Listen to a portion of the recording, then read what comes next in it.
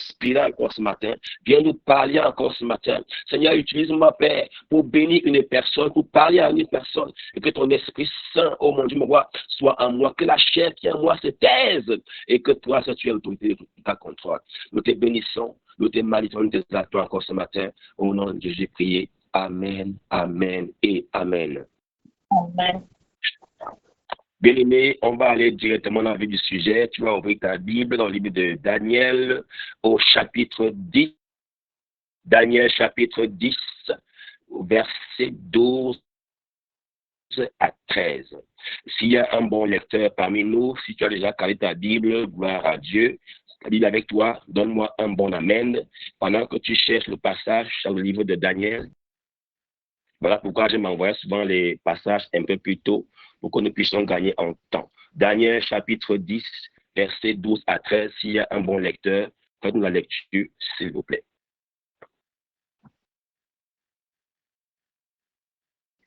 Pasteur Ronald, Daniel chapitre 10, verset 12 à 13.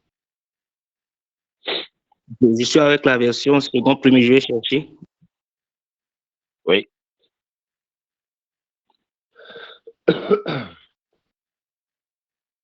Daniel chapitre 10, verset 12 à 13, je lis au nom de Jésus. Et il me dit, Daniel ne craint rien. Je vais rentrer un peu en arrière, verset 11. Je vais commencer verset 11. Puis il me dit, Daniel, homme bien-aimé, sois attentif aux paroles que je vais te dire. Et tiens-toi debout à la place où tu es. Car je suis maintenant envoyé vers toi. Lorsqu'il m'eut ainsi parlé, je me tins debout en tremblant. Verset 12. Et il me dit, Daniel, ne crains rien, car dès le premier jour, tu as eu à cœur de comprendre et de t'humilier devant ton Dieu. Tes paroles ont été entendues. Je répète, tes paroles ont été entendues. Et c'est à cause de tes paroles que je viens. Verset 13. Le chef du royaume de Perse m'a résisté 21 jours. Mais voici Michael, l'un des principaux chefs, est venu à mon secours. Et je suis demeuré là auprès du roi perse. Amen, amen. Donne-moi un bon amen. Tu fermes ton micro. Ce matin, je vais parler à une personne. Et ce matin, le thème de ma prédication est la prière d'autorité. Je répète, la prière d'autorité tirée du livre de Daniel. Daniel est un livre prophétique de l'Ancien Testament. Ce livre a été écrit par un prophète, un homme de Dieu, qui avait véritablement la crainte de Dieu, et il s'appelait lui-même Daniel. Et il a écrit ce livre 530 ans avant l'arrivée de Jésus-Christ. Et à cette époque, lorsqu'il a écrit ce livre, il était encore à Babylone, et il avait pratiquement l'âge de 90 ans environ. Comme vous le savez tous, il était à Babylone parce qu'il faisait partie, n'est-ce pas, du peuple juif qui avait été livré en captivité par Dieu aux Babyloniens à cause de leur désobéissance. Amen. La prière d'autorité. Bien aimé, la prière d'autorité est une prière où l'on va chercher sa légitimité et son autorité lui-même pour un combat réel. Je vais répéter, la prière d'autorité, n'est-ce pas? C'est lorsque tu vas chercher toi-même ta légitimité pour venir dans le réel, pour combattre. Mon frère, ma soeur, Jésus ne nous demande pas d'intercéder pour les malades, non.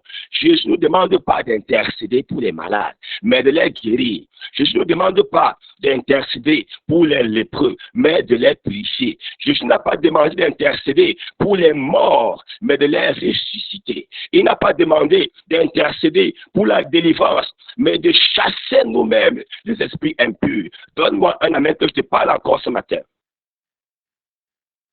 Mon frère, ma soeur bien-aimée, tu as le pouvoir, tu as le mandat. Je vais parler à une personne ce matin. Tu as le pouvoir, comme je dis toujours, et tu as le mandat. Mais le diable s'arrange à te faire comprendre que tu n'as pas ce pouvoir. Et la Bible dit que vous connaîtrez la vérité et la vérité va vous affranchir.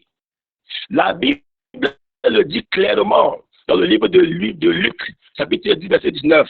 Pasteur Ronald, lis-nous un peu Luc 10, 19, s'il te plaît. Ok, je vais lire Luc, chapitre 10, verset 19. La Bible déclare, je lis au nom de Jésus,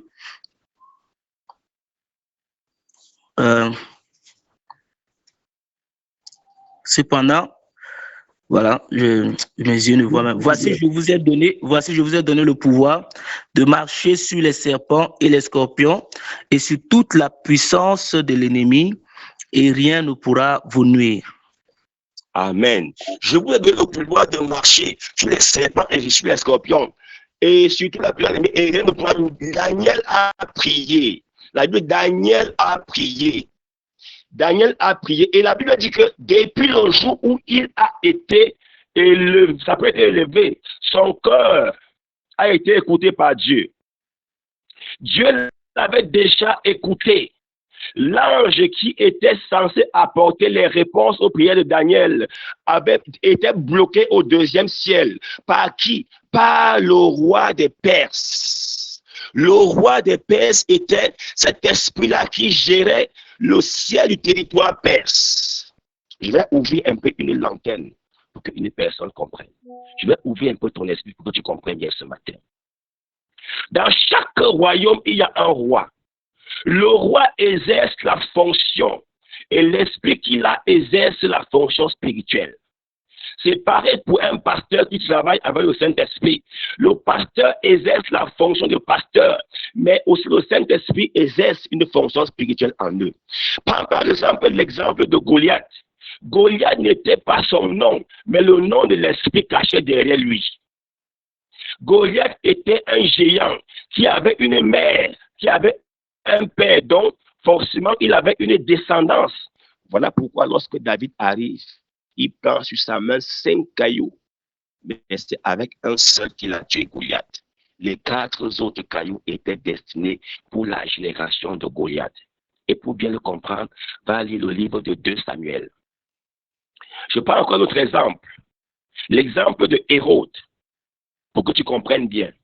Lorsque Jésus est né, le roi Hérode cherchait l'enfant pour le tuer. C'est écrit dans ta Bible. Le roi Hérode cherchait l'enfant pour le tuer.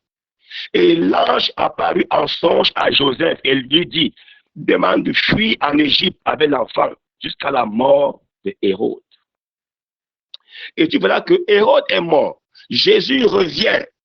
Et lorsque Jésus est en jugement, on le présenta devant Hérode. Il n'était pas le même qui cherchait à le tuer dans son enfance. Et ce qui est intéressant, la Bible dit dans Luc 23, 8, Hérode dit Jésus, et il eut une grande joie, car depuis longtemps il désirait le voir. En d'autres termes, j'ai toujours voulu te voir. Ici, ce n'est pas l'homme qui parle, mais c'est l'esprit qui est en lui qui parle. Cela voudrait encore dire que l'esprit d'Hérode a voulu le voir avant même qu'il fuit pour aller en Égypte.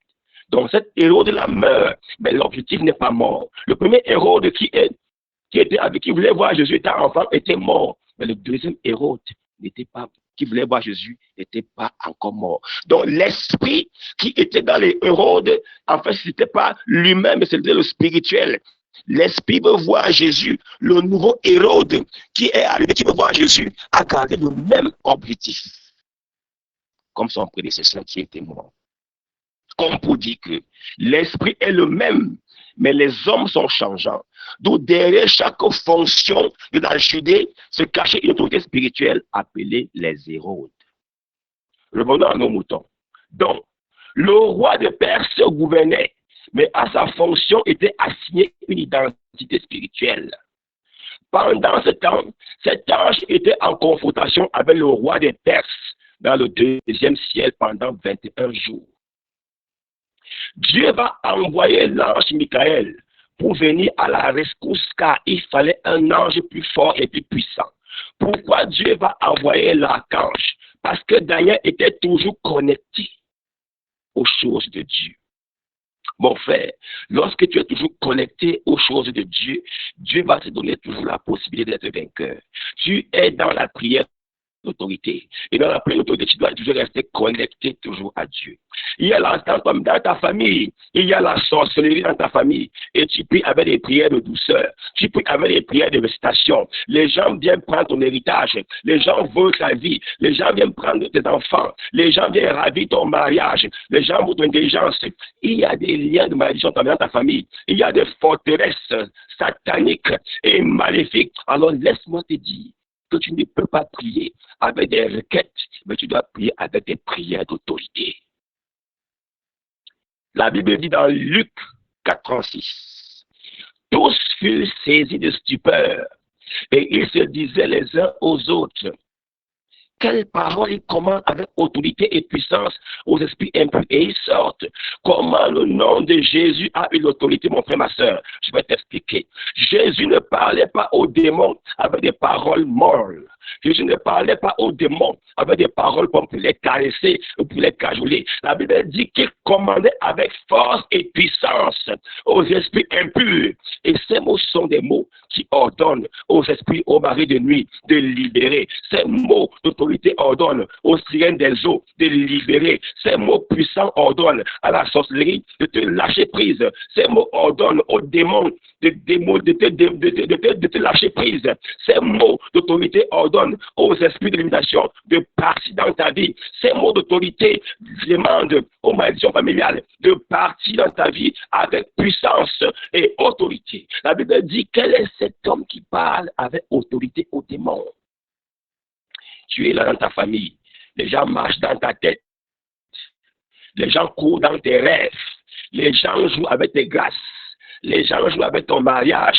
Les gens te font du mal et toi tu les parles avec beaucoup d'amour. Non, mon frère, ma soeur, je refuse l'autre là. La prière d'autorité est le seul langage que les démons comprennent dans le combat spirituel.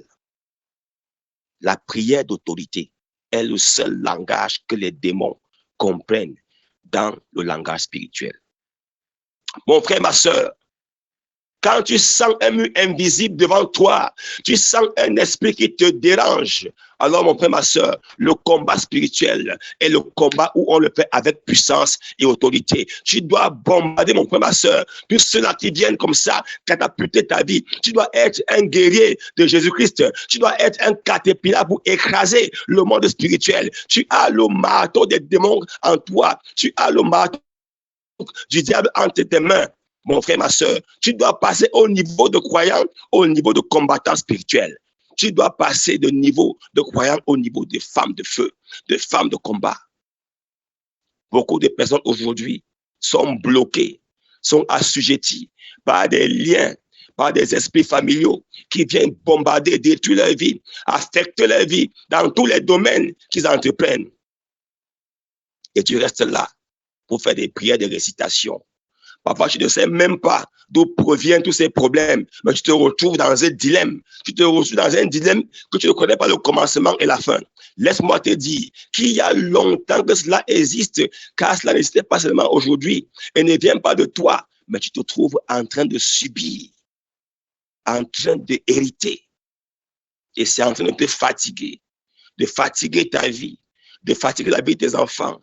Et quand tu regardes la vie de ton père, la vie de ta mère, la vie de tes frères et tes sœurs, et tu te rends compte que vous vivez la même vie. Il n'y a pas de mariage, il n'y a pas de travail, il n'y a pas d'enfant, il n'y a pas de diplôme, il n'y a pas d'argent. Tout ce que tu vas entreprendre, ça se gâte. Tu es investi dans un commerce, ça ne marche pas. Tu rencontres un homme, il toque la porte et il disparaît. Alors mon frère, ma soeur, toi qui m'écoutes dans ce forum de prière, arrête de prier avec des prières de récitation. Arrête de prier comme un musulman. Commence à te lever la nuit et prie. Commence à te lever le matin et prie. Lève-toi aux heures stratégiques et prie. Prie à midi, prie à 15 heures, prie le soir.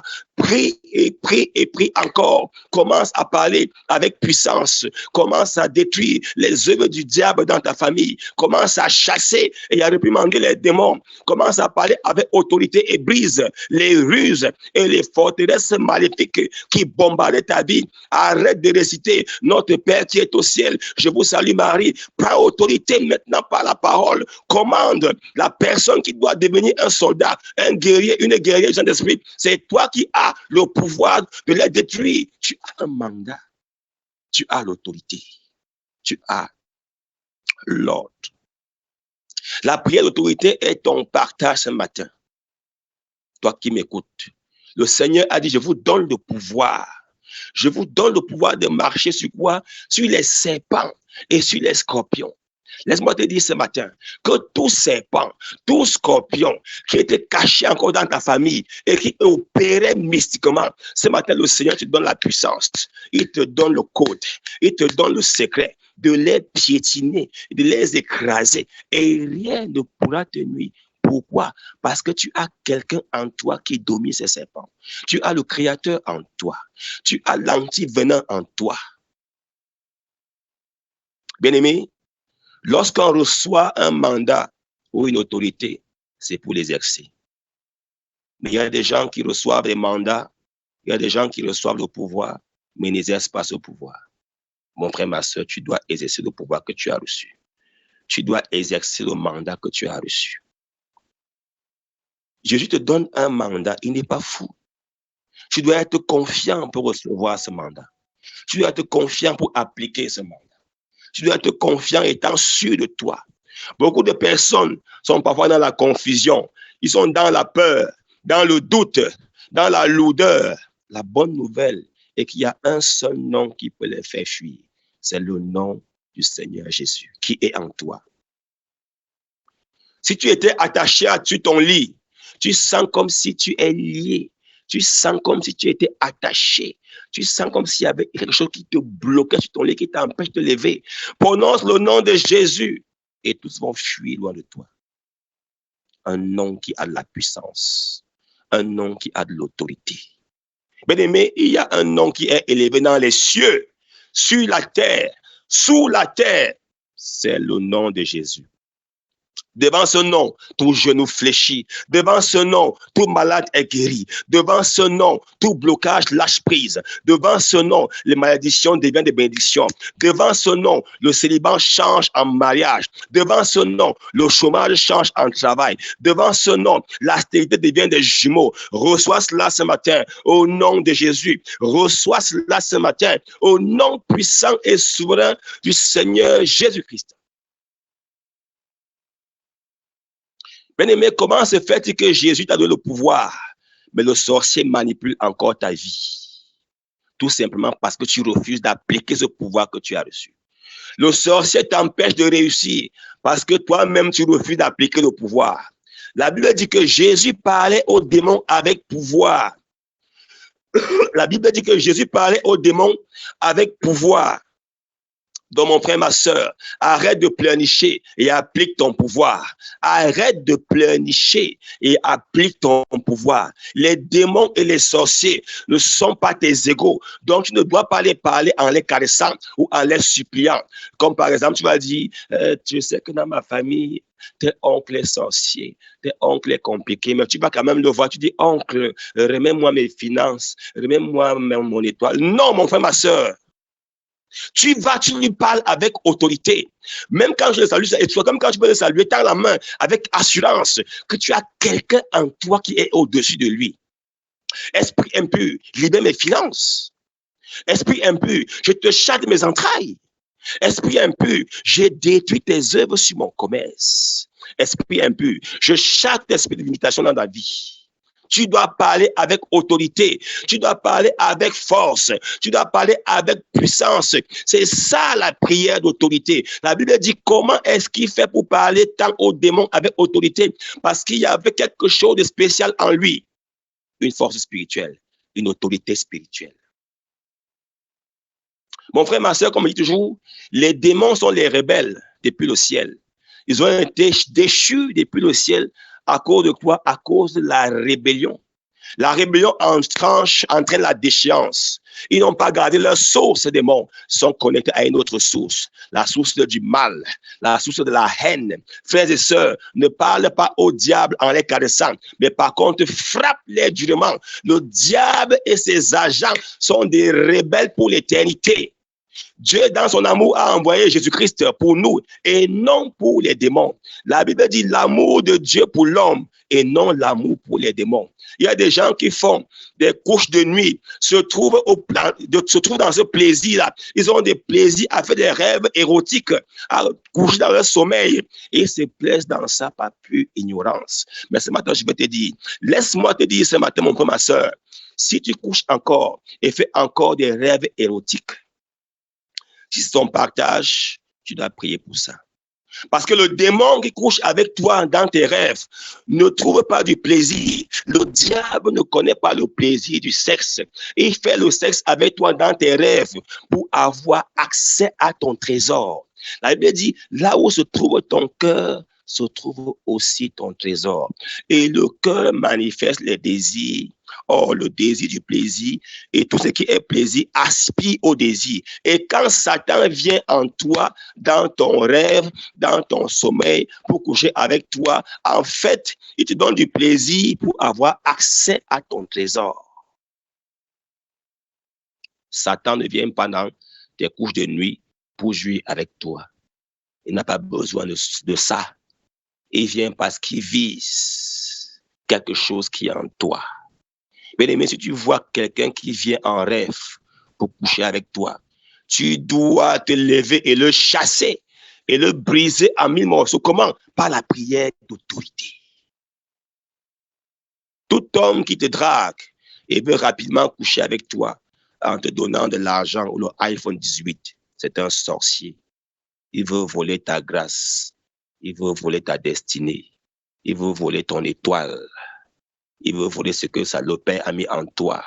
La Bible dit que le diable ne vient que pour détruire, dérober, voler, piller, gaspiller. Bien-aimé, toute personne qui vient sur la terre possède une feuille de route. Toute personne qui vient sur la terre, je me répète, possède une feuille de route, possède une mission précise avec les frais de mission. Lorsque tu viens dans ce monde, tu es comme un enfant de 8 ans qui possède un lingot d'or en main, mais ne connaissant pas la valeur et l'importance de ce que tu possèdes entre tes mains. Mais les connaisseurs, le Satan, ses agents, les sorciers, aux esprits malsains et diaboliques connaissent la valeur de ce que tu possèdes, la valeur de ce que tu as en main. Voilà pourquoi ils veulent à tout prix le voler par ruse, par malice, par séduction. Alors le diable te cache pour t'exploiter, pour chercher à voler ce que tu as, parce que toi-même, tu ne connais pas ce qui est en toi, ce que tu as entre tes mains. Mais le diable, lui, il connaît que tu es un diamant, il connaît que tu es une pierre précieuse, il connaît que tu es un saphir, tu es un cristal spécial. Le diable sait que ta vie va briller, il sait qu'il y a quelque chose en toi que le monde t'a donné, que le monde recherche. Alors il rôde comme un lion rugissant pour chercher la bonne position pour te dévorer, pour te ravir. Et quand il réussit à te dévorer, il va rester tout simplement en toi une coque vide, parce qu'il va prendre toutes tes bénédictions, toutes tes grâces, tes finances. Et tu vas commencer à avoir une vie misérable, alors que tu avais un lingot d'or entre tes mains. Mon frère, ma soeur, tu as besoin de faire des prières d'autorité face à un démon. Tu as besoin de faire des prières d'autorité face à un sorcier. Lorsque tu sais qu'un sorcier est en face de toi, tu dois faire une prière d'autorité. Tu dois prendre autorité. Tu dois prendre le contrôle. Tu dois prendre le devant. Tu dois prendre le dessus. Parce que tu as eu le mandat. Parce que tu as eu l'instruction. Parce que tu as eu le code. Parce que tu as reçu le pouvoir de le faire. On va lire un passage dans Ézéchiel 2, premier verset. Je vais vous dire comment faire une prière d'autorité. Pasteur Ronald, s'il te plaît, lis-nous Ézéchiel chapitre 2, verset 1, s'il te plaît. Ézéchiel chapitre 2, je lis à partir du verset 1. Patience, hein? Ok, c'est bon. Il me dit, fils de l'homme, tiens-toi sur tes pieds et je te parlerai. Dès qu'il m'eut adressé ces mots, l'Esprit entra en moi et me fit tenir sur mes pieds, et j'entendis celui qui me parlait. Très bien. Amen. Très bien. Ézéchiel chapitre 2 nous montre exactement comment est-ce qu'on fait une prière d'autorité. Et quand tu lis le même passage dans Daniel 10, 12, 13, tu verras que c'est pratiquement la même chose. Si tu as ta Bible avec toi, tu vas lire, regarde bien, verset 2, chapitre 2, verset 1. Il me dit, fils de l'homme, tiens-toi sur tes pieds. Tu vas souligner, tiens-toi sur tes pieds. Et je te parlerai. Dès qu'il m'eut adressé ces mots, l'Esprit entra en moi et me fit tenir sur mes pieds. Et j'entendis celui qui parle. Comment faire une prière d'autorité? Premier détail, c'est tenir debout sur des pieds. On ne fait pas une prière d'autorité étant assis. On ne fait pas une prière d'autorité étant couché. Tu dois te tenir debout. Tu dois te tenir sur tes pieds. Deuxième point, étant debout, tu reçois les paroles d'autorité. Étant debout, tu reçois les paroles d'autorité et le revêtement. Troisième point, étant debout, tu entends la voix de l'autorité suprême. Il dit, et j'entendis celui qui me parlait. Donc, quand tu es debout, troisième point, tu entends la voix de l'autorité suprême. En d'autres termes, quand tu es debout, tu es inspiré dans la prière d'autorité. Quatrième point, étant debout, on attire les anges à notre service. Daniel était debout et pendant qu'il priait avec autorité, les anges sont descendus. Et j'entendis celui qui me parlait. Dans la prière d'autorité, étant debout, forcément, tu vas attirer les anges à ton service pour mener à bien tes combats. Cinquième point, étant debout, les paroles et la prière sont déjà exaucées. Quand tu es dans la prière d'autorité, le fait que tu es debout et que tu as commencé à prier, tes paroles dans ta prière sont déjà exaucées. Donne-moi un amen. La Bible déclare dans Timothée 2, Timothée 1, 7. 2 Timothée 1, 7. Car ce n'est pas un esprit de timidité que Dieu nous a, mais un esprit comment? Un esprit de force, d'amour et de sagesse. Moi, j'aime un esprit de force. Mon frère, ma soeur, quand tu es en face d'un démon, quand tu es en face d'un sorcier, quand tu es en face d'un franc-maçon, quand tu es en face d'un rosicrucien qui veut te détruire, qui veut te ravir, qui veut détourner ta grâce, qui veut télécharger ton étoile, mon frère, laisse l'amour, laisse la timidité, la sagesse, mais utilise l'esprit de force. Que Dieu te bénisse abondamment. Nous allons prier. Élève ta voix et commence à dire merci à Dieu. Élève ta voix et commence à bénir dans l'Éternel. Ouvre ton micro. Nous allons prier. Dis merci à Dieu pour ce moment de captage. Dis merci à Dieu. Merci pour tes bienfaits. Merci pour ta parole. Merci pour ton grâce. Merci pour ton amour. Merci parce que tu viens. Merci parce que ton nom soit glorifié, que ton nom soit magnifié encore cet après-midi.